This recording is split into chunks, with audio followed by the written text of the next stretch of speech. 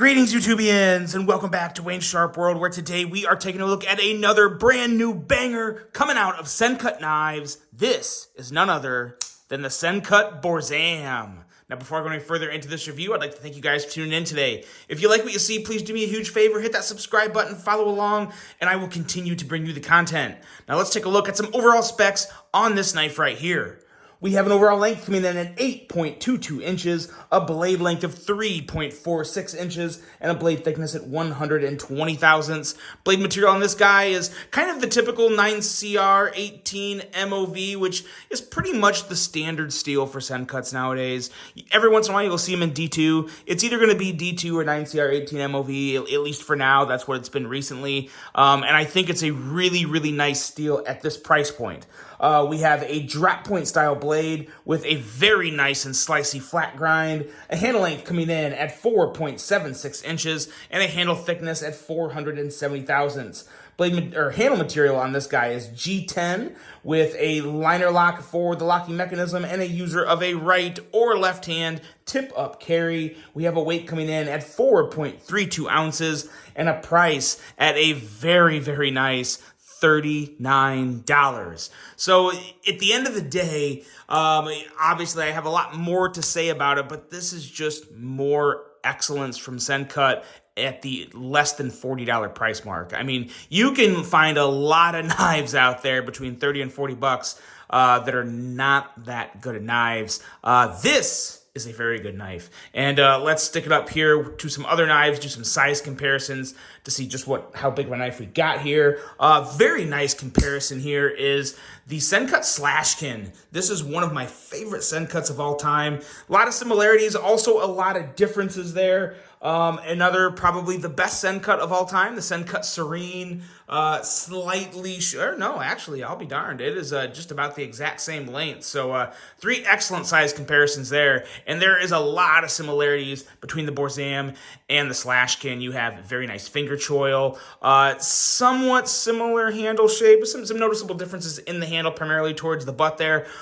Biggest difference is the blade. You have a nice slicey flat grind on the Borzam, and you have a wickedly slicey hollow grind on the Slashkin. The Slashkin really lives up to its name. We'll get the Serene out of here, and one more in case you don't have a lot of Sencuts. Civivi. You probably know the Civivi Conspirator, and this is also a very nice size comparison with the Civivi Conspirator. Now let's get to talking about the Borzam, because Sencut is a type of knife brand to where if you're a reviewer like me, or if you're just someone who handles a lot of knives like me, I feel like Sencut is a brand you can potentially get tired of because everything is really, really good at really good prices. But you normally just see the budget materials of G10 and like 9CR or D2. And I don't know how they do it, but somehow Sencut keeps me interested. They keep me excited. I think it's the variety of designs. It's hard to really put my finger on it because when I got this one, I was like, oh, sweet, another nice Sencut. And that was kind of it. But I've handled this one now for a little over a week. Carried it for a few days, ran it through some cardboard, ran it through some paper. It just works in every single way, and it starts with the blade. A very nice slicey blade, 16 thousandths behind the edge. There are not many knives out there outside of Sencut, of course, that make knives for under $40 and have that good of edge geometry, blade geometry in general, and just this massive sliciness to them. It's so impressive.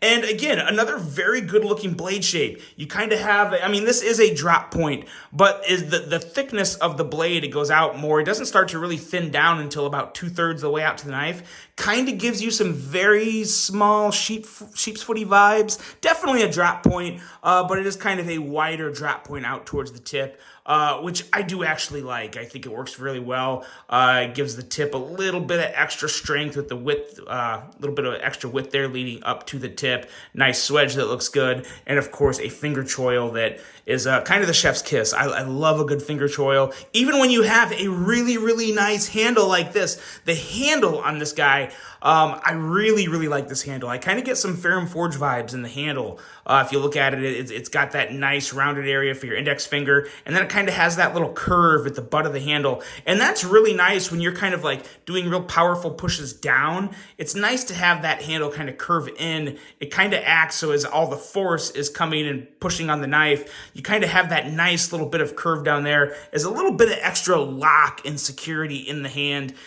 for the jobs that you really, really have to power through. So a very, very nice handle, makes for a very secure, very comfortable grip. And if you ever want to choke up for some detail work, the choil's really nice for that.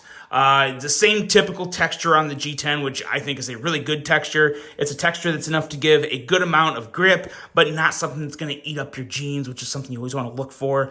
On the back, you have just a very simple satin clip, but it is deep carry, plenty of room to get through pocket hem, and there's no hot spots. Feels really, really good there. Again, back to kind of the regular standard here of nothing really wrong with a Sencut. There's just really nothing wrong with it at all.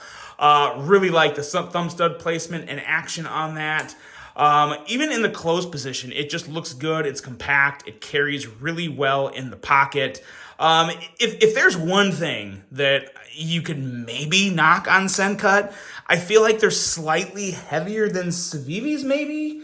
Let's see. I feel like, no, I don't even think that's really, I feel like sometimes Sencut's a little heavier, but again, we're talking 4.32 ounces.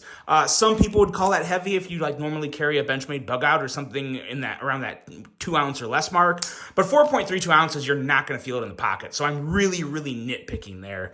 You're kind of just looking for something not shining to say about it because it's such a good knife. And it's really easy to say a lot of nice things about Sencut because they're really that good. But this is truly one of my favorite Sencut models, mainly because of the secure grip that I get with the handle, as well as just the overall aesthetics. I really like the looks of this knife. And yeah, it's just a very, very nice size of a knife for me. This is really what I look for anywhere in that 7.75 to 8.5 inch overall length. Seems to be my sweet spot, I think. I like a bigger knife. I don't always like to carry a pocket sword, but to me, this is just about a perfect size EDC. Really, really good there. And the action on this guy, there's only so many times I can say it, but it's ridiculously smooth. I mean, look at this. Break the lock, just move the handle down, and it's effortless. It's so stinking smooth. Of course, you know it's running on bearings. Blade centering is perfecto. I cannot remember the last time I got a Sencut with bad blade centering, or not even like less than perfect blade centering. I mean, Sencut just nails the blade centering. And the action is good however you want to deploy it. The flipper works really well as a light switch, and you can also push button it, which you guys know I love to do. The thumb studs, like I said earlier, placed great. Very nice to deploy the thumb studs with your thumb or your middle finger flick. It's solid. It's well-rounded. It's another Sencut you just can't go wrong with.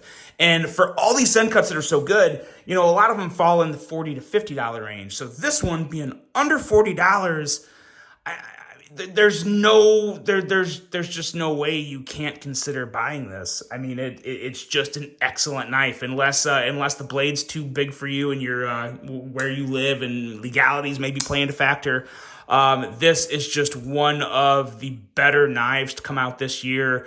Under $50 and especially under $40. It's just that solid. I can say that about a lot of Sencuts, but man, oh man, it's like they can't do any wrong there because the smoothness in Sencuts is actually sometimes greater than a Civivi. And that sounds weird to say. I'm not knocking Civivi because usually Civivis, there's not much to complain about them either. But just the overall fit, finish, quality between Sencut and Civivi, there is no difference. The only difference is sometimes the material is used, the blade steels, and sometimes you'll see some Gaborsha or some, that's about it. that's really about it. Sencut is just so solid. And again, I'll say it one last time. You cannot go wrong with Sencut as a first EDC. If you're looking to jump up from the cheap budget knives under $20 and you want to, upgrade, Sencut is your next stop, because this really gives you an idea of what a truly excellent EDC knife should be in terms of quality, action, value. Obviously, it's a complete package. The Borzam is just the most recent design to come out of Sencut. That happens to be one of my favorites. Incredible knife, home run, banger, 2 thumbs up. Yeah, I mean, you guys tell me what's wrong with this knife. There's really nothing. The Sencut Borzam is out. It's available. It's really darn good. I hope you guys enjoyed this review. Hope you have a great rest of your day. And until the next one, I'm out.